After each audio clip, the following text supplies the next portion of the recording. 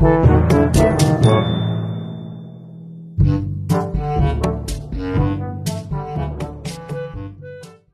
tao na nagdadalamhati ng isang taong nagngangalang Florante na nakagapos at nagdurusa habang inaalala ang kanyang minamahal na si Laura. Ang alaala ni Laura ang nagsisilbing tanging aliw at kasiyahan niya sa gitna ng kanyang mga paghihirap. Ngunit unti-unti naiisip ni Florante na si Laura ay maaaring nasa piling na ng kanyang kaaway na si Conde Adolfo.